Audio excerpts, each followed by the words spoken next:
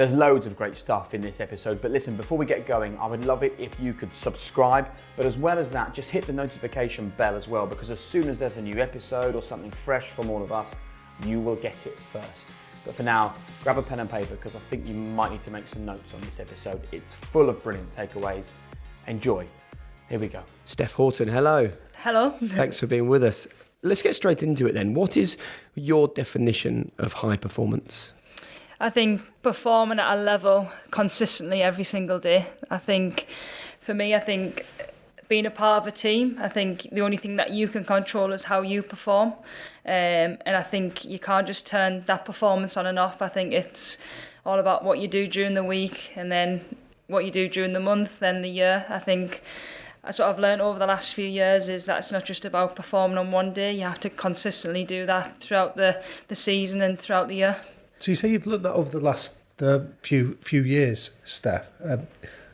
What was it that was the catalyst to learn that lesson about the consistency and all the small things adding up? I think especially in women's football, especially over the last 4 or 5 years, I think firstly turning to a professional footballer, you couldn't really cut corners because the next day you had to train and you had to perform, and being at a club like Manchester City and the increased competition within the England setup, I think it was kind of like my mindset was, right, okay, well, I can't let anybody else take over me, and the only thing that I can do is keep pushing myself and challenging myself to be even better than I was the day before. And I think maybe potentially in my early years in my career, I think maybe you could have got away with that because I knew that I was talented, I knew I could work hard, but ultimately I was doing a lot more still than other people, whereas people were now training at the same level and intensity that I was. I was at Manchester City just a few days ago watching you training, and I said this to you afterwards.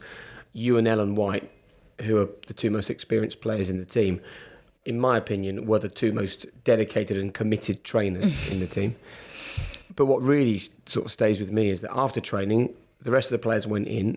You and Ellen stayed behind, practiced finishing, practiced free kicks. And then you and Ellen are putting the balls away and clearing away the poles and clearing away the mannequins. That is Damien talks about this. He talks about cultural architects, people that set the agenda within an environment. Do you feel that you're a cultural architect at Manchester City? Do you feel it is partly your responsibility to set the tone for all the other people around you? Yeah, I think especially being a captain and a leader and one of the experienced players, I think I know how much older players, when I was younger, they set the tone for me and the standard that I wanted to be, and I'll never ever forget what they did for me as a young player and trying to make me a better player and a better person. And I think when you're at a club at Manchester City and you're England captain, I think you have to set the way in terms of your standards on and off the pitch. And I think first and foremost, what you do on the pitch is the most important. And I know the likes of me and Ellen and Jill Scott, we continuously push and get the most out of training that we can, and try and push the young players on and try and make sure that our standard of player and our technical quality is the highest it can be. And of course you're not going to be perfect, and I'm realistic enough to know that, but I know that I can run around, I know that I can get what I need to get out of the session, and the little bits after the session, they're important as well. I think continuously we're always staying after, even if it's just 10-15 minutes, and it's about having good quality of what we do and picking up the balls and the cones. I mean, the youngsters take them out, but at the same time we all have to chip in, and I've been there and I've done that, and it's about staying humble, and ultimately you're a team and everybody's equal.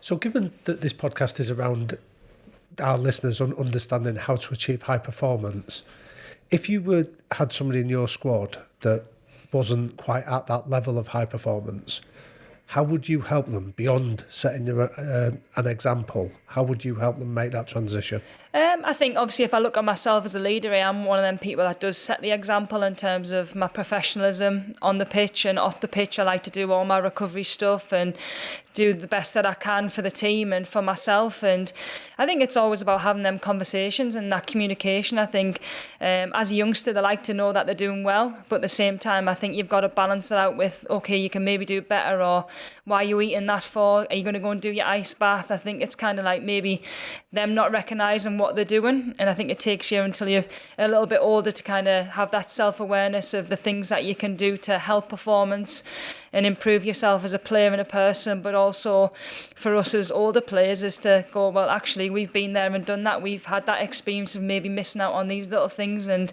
they certainly do add up. I'm interested to explore that, actually, when you talk about things that you haven't had.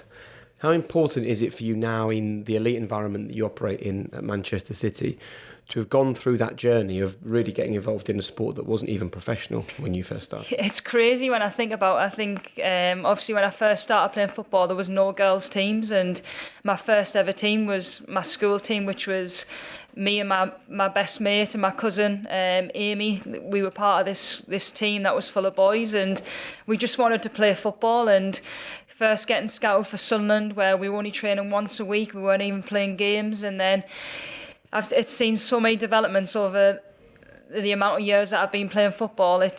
I would have rather have had it that way than maybe the girls that have had it now, because really? I think you really, really appreciate where you've come from. And I think my mentality and my mindset's definitely come from potentially you don't actually know what's going to happen in the future, so I'm going to make the most of now, and I'll try and fight for everything that I want, and to keep playing football because I love the sport so much. And it was a bonus that I could be a professional footballer. I always knew I'd be involved in football, but whether that was a hobby or doing something, maybe coaching, for example, a boys team or what it might be, it's been quite nice to see the transition from probably paying to play and paying £250 a year and then wearing hand-me-downs from the lads team. It's certainly come a long way from then. See, but what really intrigues us, and Jake and myself were talking off air, was that when you were starting to play with boys teams, I imagine you must have met some resistance, and at every level along the way you'll have met people that maybe are cynical or opposed to what you wanted to do. What advice would you give about overcoming that cynicism and those objections?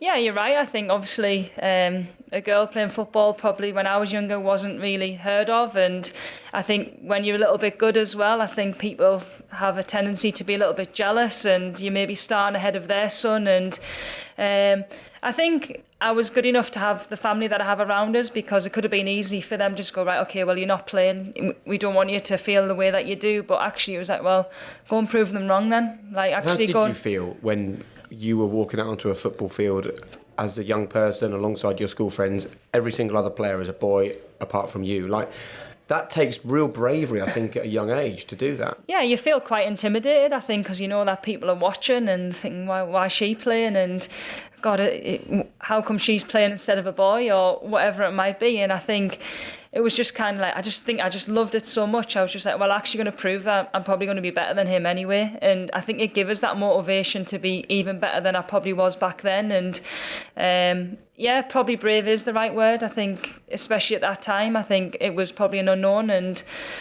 for me to go and play. And I was fortunate enough, though, that the lads on my team actually really accepted us. And because you were good, probably. Yeah, I mean, five-a-sides, it was always nice if they picked you on your team as well. So I think that gives you a little bit of confidence and belief to just keep playing. But one of the things that I was wondering was so you brought a level of talent to that made them respect you eventually. What if there was a listener here that doesn't have perhaps the same level of ability that you had to go and prove them wrong, but still loves playing and wants to involve themselves? What advice would you pass on for them? I think for me, if throughout my career, it's always like work as hard as you possibly can at everything that you do. And I'm still like that at the age of 31. I think you try and drain out as much information as you can from the people around you. And I think for someone that loves football but potentially doesn't feel as though they're talented, I've seen so many girls, some of my teammates that potentially at 15, 16 haven't had the talent, but with their hard work and dedication attitude have made it to the top and playing for England and represented their country at World Cups. So anything is possible, and I think it's just about really focusing on what you can control. I think that's a big thing for me, is sometimes you worry a little bit too much about what other people think and what other teammates think of you as a player and as a person. But at the same time, I think if you apply yourself correctly each day in your training, whether you're speaking to someone, asking questions, I think you can go a long way. Talking about only worrying about things that you can control. How much work have you had to do on that? Because when you're really, really committed, right, you can actually be too committed, can't you? It can eat you up inside. You can be a distraction for the rest of the players. You can frustrate your manager. Talk to us about how much work you've had to do to try and get that balance right yourself. Because I can imagine you being quite intense. Yeah, I am intense. I think I've done a lot of work since I've been named captain. I think obviously I was 26 when I was first named England captain, and there was players probably with more experience who had got a lot more caps than me and probably were in a better position to be named as captain. And I think within the group and probably outside world, I think it was kind of a strange choice, but at the same time, in myself, I was absolutely buzzing. But I think for that first 6 months of my captaincy, I wasn't who I wanted to be. I wanted to be everybody else's mate. I wanted to try and please everyone, and it took away from my football. And that's interesting. Speaking to the psychologist in England, we did a lot of work together every single trip that we were away from camp, about controlling what I can control and staying in my bubble, whether that was in the football sense or media, fans, social media, which is a big part of football now. And I think I did think too much in that first 6 months about how I was and who I was trying to be. Right. And I kind of had to strip it all back and go, right, okay, well, what am I like as a footballer? What do I bring to the team? And what do I bring as a leader? And just to really focus on them things and bring them as my strengths. And how often do you still focus on those areas then? So how often do you still work to develop as a leader? Yeah, massively. I think obviously with change of manager and change of players, it's important to not just kind of stand still and try and adapt different ways. I'm not really the most confrontational person, but at times probably over the last season and in big moments, you have to be that person to kind of make a decision on behalf of the team and what the team needs, and be strong enough to kind of believe that that's the right thing to do. And you probably have to test yourself, and I'm challenging myself every day to be an even better leader. And I understand that some people may not see me as their perfect captain, but at the same time I know that over the last 5-6 years, especially for Man City and England, my only focus has ever been the team. So when you first became captain, and you talk about trying to be best friends with everyone rather than the leader, if you came across players, teammates that just weren't operating at the level you wanted them to, would you confront them about it? Or in the early days, would you find that too difficult? I was probably a little bit standoffish. I think I was like, I could see what was happening, but it was like I didn't really have the tools to be able to go and speak to them. So I think you probably would lean on older players to go and do that, and maybe try and get other people to help. And I'm not stupid enough to know it's not about me and what I do. You have to have people around you that you really trust, and you have to use your teammates in different situations, and you have to use their strengths as much as you possibly can. So you're kind of delegating a little bit more, which I've learned a lot that it obviously helps. You can't obviously have everything on your shoulders to continuously. Who taught you that? I think the psychologist a bit. I think he was big on that, and I think he was massive for me in my early couple of years as captain, and I'll be forever grateful for that. But I think obviously older players as well, the likes of Laura Bassett, Jill Scott, my best mate Ellen, she obviously roomed with her in England as well, so she probably gets a lot of me coming in going, oh, I'm sick of this, or I don't know what to do about this. And they're the type of people that you need to really help, and I will be forever grateful for everything that they've done. And who, like you mentioned about when you first came in as a young player, you had older players that set the example for you. What kind of lessons would you say were the most effective, the ones that have lasted the longest, the lessons that you were taught? I think for me, just the hard work side of it. That's, I think, coming from the northeast, I think we're all so used to just getting on with things and just going, right, okay, there's no point in moaning, we just need to get it, whether it's a running test, whether it might be just like, right, okay, well, it's over in 4 minutes, just like, let's just do your best kind of thing.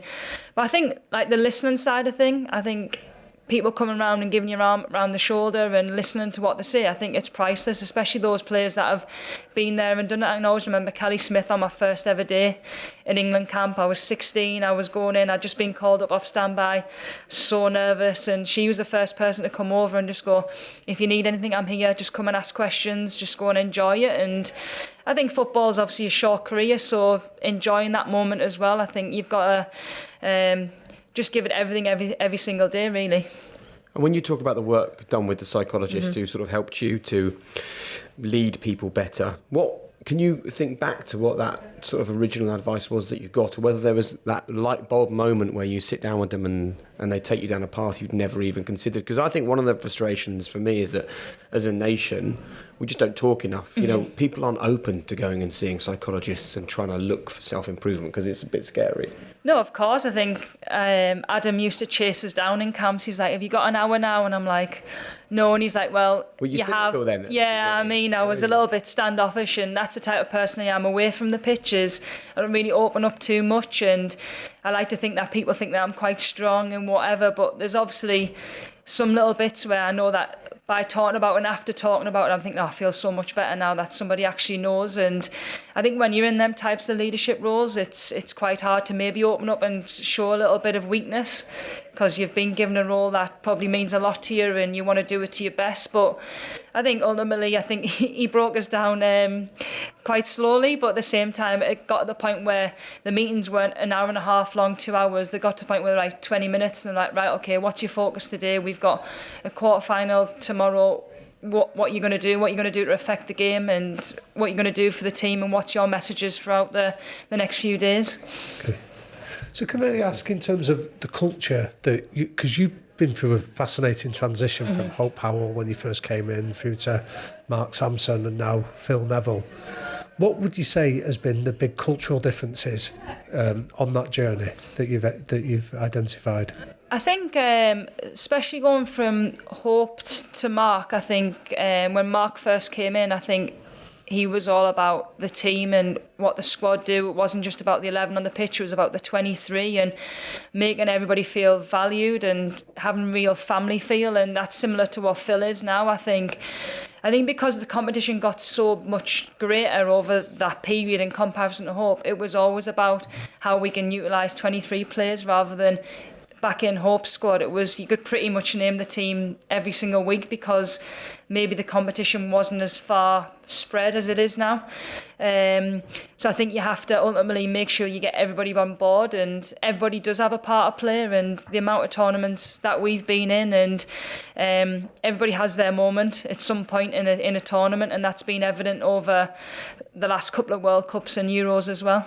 So for people who are listening to this who are not involved in sport, but they are involved in organisations, they either run one or they work for one, or they just want to sort things out at home better, from all of the different clubs you've played for, the different managers you've been under and all your environments, what do you think is a sort of winning culture? What does a winning, successful culture look like for you?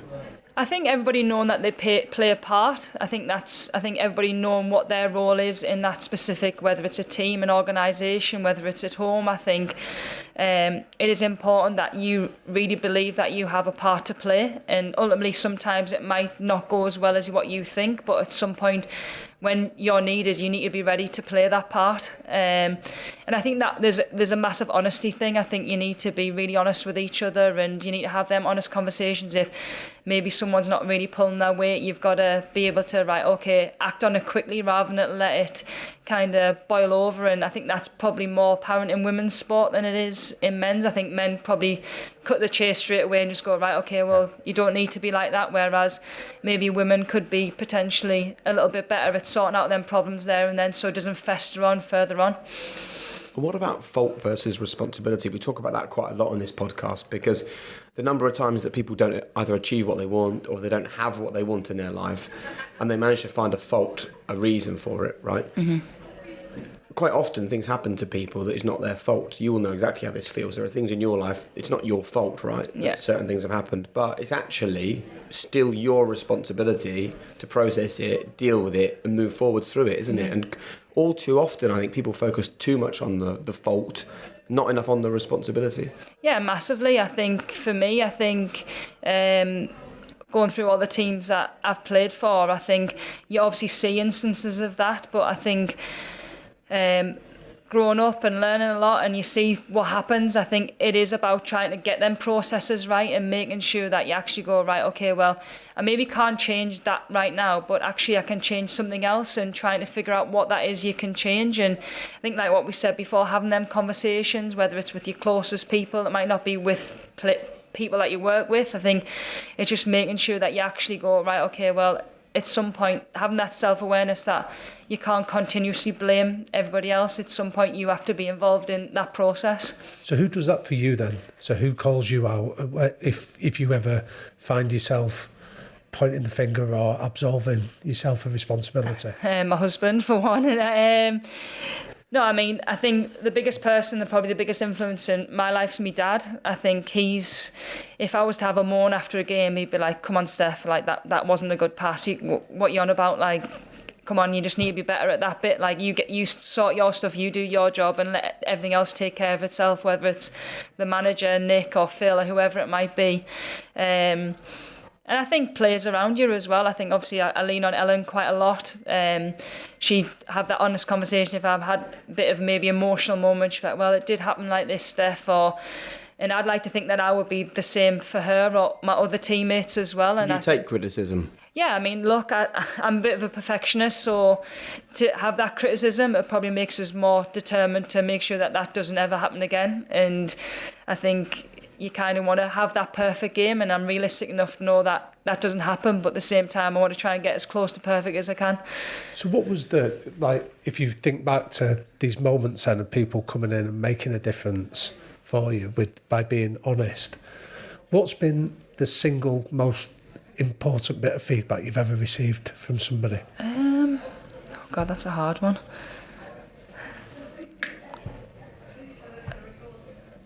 I probably think when I was, I think Hope Powell, I think especially because I was younger, and you're obviously in an environment where women's football was getting bigger and you wanted to be so much a part of it, and I think she was quite hard on us in terms of, because I was young and she liked to keep my feet on the floor, which was good. I was never ever big-headed, but I think she wanted to make sure that I was never ever going to be like that. And I think the way that she always spoke to us was I could never ever get anything right for her, and she was always kind of like, yeah, it was okay, but you could have done this better. And I think her advice was always like, keep trying to be the best, and all you can do is make sure that you get on that pitch and keep trying.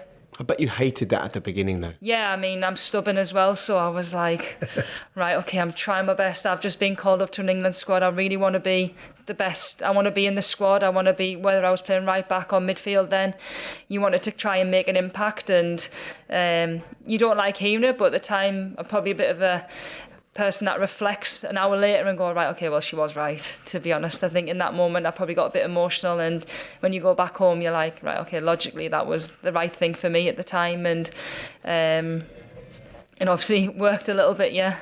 So those two combinations then of being stubborn and a perfectionist, how have you learned to be kind to yourself? Because that's often a virtue that some of our listeners struggle with, this ability just to accept feedback or be kind to themselves and not be relentless or punishing themselves. How do you deal with that? I'm not very good at compliments, to be honest. I know that's probably contradicting what I'm saying, because I don't really like the criticism, but at the same time, if someone was to compliment, I'd probably make a joke out of it and be like, no, that was average or whatever it might be. And I think that's my way of just maybe resetting my mind to kind of keep going forward and keep looking ahead and keep trying to be the best. And I think it probably is a bad thing that you can't really compliment yourself, and look, I can't really at this moment in time look at what I've achieved, and because I think I'm continuously just thinking, right, okay, well, we've got Olympics next year, we've got trophies to win at Man City, then I've got Euros 2021, and I think it's at this moment in time just like, right, okay, what's the next thing we can kind of achieve, which I know people probably say, well, you've got 100 caps for England, you've won trophies for Man City, you captain your country, whatever, you've achieved so much. Do you not take time to savour it? Because I think that my biggest bit of advice I try and give to my kids is to savour it, man. Enjoy the day. And I think that we live in a world where we don't enjoy the process. We get so caught up in, I need to get the car parked, I need to get to the shops, I need to get my Christmas presents bought, I need to get packed to go on holiday, I need to make sure I've got the passports, I need to make sure I've cooked the dinner. And because we're all living in a process, we're actually not taking time to enjoy the process. No, massively. I think there's only probably a few moments, especially last season, say FA Cup final. That was a moment where I was like, right, okay, just enjoy every single minute, Steph. No matter what the result is, like, you've prepared well. Your family's all coming down from the northeast to come and see you play. We're doing something after the game, whether we win or lose. I was like, right, okay, I kind of like relaxed a little bit more, which is probably one of the first times I've ever really done that. And I was like, I actually enjoyed the whole experience a little bit more. And do you think that impacted on your performance as well? Yeah, I think so, because I kind of took a little bit of pressure off myself, which normally I'm always like in the zone, have the same routine before games, I don't like to be distracted in terms of like what I do to get ready for a game. And that was the first time I was like, right, okay, I'm gonna actually enjoy being in Wembley, like soak up the atmosphere a little bit more and enjoy it after as well. And obviously walking up to get the trophy was unbelievable. And you remember all them little bit moments a little bit more. Yeah. We've got a few questions to finish with. Okay. What are the 3 non-negotiable behaviours that you and the people around you, whether that's your managers, your family, your teammates, the 3 non-negotiable behaviours that you and they have to buy into? Timekeeping. I'm a stickler for people being late. I think you got to be on time. I think it's a respect thing. Respect your peers and obviously the people that you work with and obviously the environment that you're in. And hard work, no matter what you do, whether it's in sport or out of sport. I think the way that you apply yourself, I think that's whether it makes you successful or not. Yeah. So my question is around your legacy. How important is legacy to you? Oh, massively. I think because of the sport that I'm in. I think when I was younger, there wasn't that much of a legacy and there wasn't that much to kind of aspire to be. Whereas now I know that I've been a part of a legacy of women's football over the last 10, 12 years. I think back to the Olympics in 2012. I think that was probably a biggest watershed moment for women's football, to get that many people watching on telly and at the stadium, and for us to go and win was unbelievable, and that really put women's football on the map. And I look back to 2015 when we won bronze medal in Canada. We didn't expect to go and get anything, but to come home with a medal and know that everybody's watching back home, and knowing when you come back that you have been living in a little bit of a bubble and people are actually knowing your name and wearing your shirt, which was a special feeling. So I think there's so much more we can achieve, but I'd like to know that we have been a part of something special over the last few years. What advice would you give to a teenage Steph, or even younger, just starting out? To not focus on what other people think of you. I think sometimes you have this perception that you think this of me, but at the same time I will never ever know what you really think of me. So why waste your energy on people that potentially they might have got that misjudgment of yourself and they don't really know you anyway. And be totally honest with us, is that something that you're still working on even now? Yeah, massively. I think because of my profile and obviously the social media interest, and obviously people now are interested in women's football, and people are trying to catch you out, and they're trying and find something negative about you, even though you've achieved so much in the game. I'm not stupid enough to know that happens in football. You see it all the time with the men, and because our profile's raising and the women's game's getting bigger, that's obviously going to be the next thing for us. So I think it's just obviously trying to sieve out all that kind of stuff as much as you can and not really get too wrapped up in it. We'd all love to do that, wouldn't we? Just turn your phone off. Yeah, turn your phone off, yeah. And the last one then, Steph. What's your one golden rule to live a high-performance life? Structure and routine. I think for me, your life is football. I know certainly my life is revolved around my training, my nutrition, my rest, to be the best that I can be and to give myself the best chance of being the best footballer that I can be for both club and country. And you make a lot of sacrifices along the way in terms of missing out on family things and friends and living away from home. I lived away from home for 8-9 years now, which at some point it gets a bit tough, but at the same time you know that you're doing it to be the best that you can be, and it takes a lot of hard work to be like that and to really put football first and to put yourself as an athlete first, but ultimately you reap the rewards on the pitch. Do you think anyone can live a high performance life if they really apply themselves to it? Yeah, massively. I think that we spoke about at the beginning, it's not just rocket science, it's quite simple. It's just about being organised and putting your priorities, and where there's training's number one. That has to be the first thing that you put in your diary in that day, and your recovery stuff after. And yeah, of course it's important to have a life away from football, and it's possible to do both. It is possible to have a high performance lifestyle, but also be able to do the other stuff that other people do as well. It's really interesting. Really, thank you so much for taking the time. Thank you. My thought now is that you're someone that has absolutely put all the processes in place to allow you to extract the maximum from your career, aren't you? Yeah, I'd like to think so, but it doesn't happen overnight. I know for a fact it's not happened overnight. I think it's a lot of things where you do make mistakes and you do make the wrong decisions, but at the same time it's how you kind of come back from that, and having the bravery to actually accept that as well, and try and be the bigger person and go, right, okay, well maybe I messed up on that a little bit, but I'm going to put this in place to now be even better. Wonderful. Thank you. Thank you so much, Steph. Please hit subscribe, hit the notification bell, give us a thumbs up, leave a review, but somehow get involved with the High Performance Podcast and become part of our growing community. Thanks for being part of the adventure.